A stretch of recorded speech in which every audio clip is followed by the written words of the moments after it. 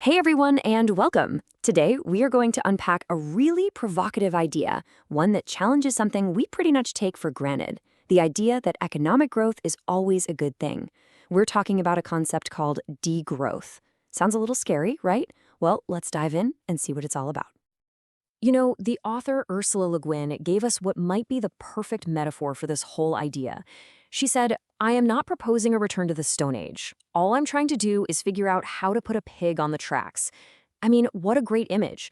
This isn't about going backward. It's about disrupting this powerful, seemingly unstoppable train of endless growth. It really gets to the heart of what degrowth is trying to do. So, what is this pig on the tracks, really? In this explainer, we're going to break it down.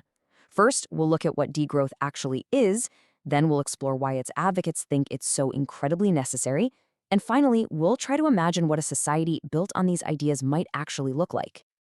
Okay, but why even put a pig on the tracks to begin with? I mean, for centuries, economic growth has been the goal, right? The unquestioned mission.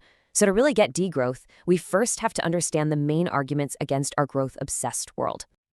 The first critique, and honestly the most urgent one, is all about ecology. The logic here is pretty straightforward. You just can't have infinite growth on a finite planet. It just doesn't compute. From a degrowth perspective, the faster our economies churn, the more resources we pull from the earth, and the more waste we pump back into it. It's a direct assault on the very life support systems we need to survive. The second argument really brings it home to our daily lives. In wealthy countries, have we hit a point where more growth doesn't actually make us happier? This critique suggests that the constant push for more GDP just creates these, well, false needs. Things that don't truly improve our well-being. Think about that constant pressure to get the newest phone, the latest fashion. Does it really make life better, or does it just add stress and inequality? The argument here is that, yeah, the costs are starting to outweigh the benefits. And the third critique is about justice. And this one is tough, but it's crucial. The degrowth argument is that the engine of economic growth has always been fueled by some form of exploitation. See? To create a surplus, profits to reinvest for even more growth, someone's labor or resources have to be undervalued. And historically, that has meant exploiting colonized lands, enslaved people, and the unpaid work of women. So from this viewpoint, growth isn't the solution to inequality, it actually depends on it. Now, degrowth might sound like a new buzzword, something that just popped up recently, but that's not the case at all. This idea has really deep roots. It's like a tree that's been growing for decades, drawing from all sorts of environmental, economic, and philosophical thinking. Let's take a quick look at how this idea took shape. You can really see how this idea has been building for a long time. You've got these early warnings, like Rachel Carson's groundbreaking book Silent Spring back in '62. Then a decade later, you get the huge Limits to Growth report, which used computer models to show how endless growth could literally lead to collapse. The actual term décroissance, which is French for degrowth, started getting popular in the late '70s. And by 2008, it wasn't just a critique anymore, it was a global movement with researchers and activists all meeting for the first big degrowth conference in Paris. So now that we know where the idea came from, let's tackle what is probably the single most important, most crucial thing to understand about it. This is where so many people get tripped up. When you hear the word degrowth, your mind probably jumps straight to a recession, job losses, fear, hardship. But advocates for degrowth will tell you very clearly that what they're talking about is something completely different. To really get the difference, we have to talk about a key term, throughput. The easiest way to think about it is like our economy's metabolism. It's the entire flow of stuff, all the energy and all the raw materials we pull out of the ground, use to make and do everything, and then eventually toss out as waste. The number one goal of degrowth is to shrink this physical throughput down to a sustainable level.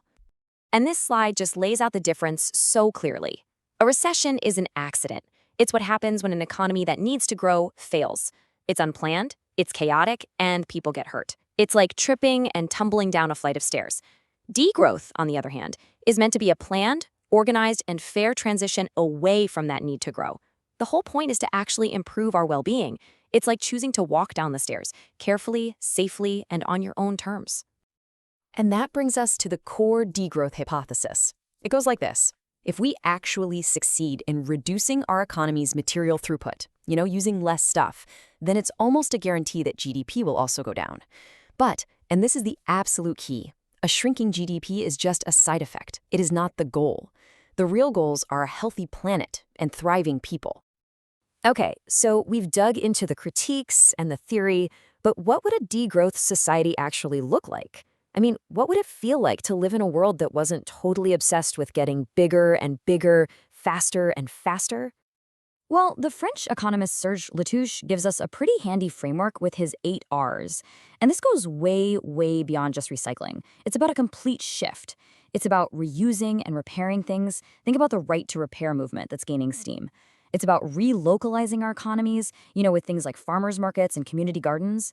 And it's about reducing not just consumption, but our work hours. We're already seeing experiments with a 4-day work week. It's a pretty radical vision of a society that just has a completely different set of priorities. So we end up right back where we started, at the train tracks. Degrowth really challenges us to ask a fundamental question. Is this train of endless economic growth the only one we can be on? It forces us to take Ursula Le Guin's idea seriously, that maybe, just maybe, there's some real value in putting a pig on the tracks. What do you think? Thanks so much for tuning in.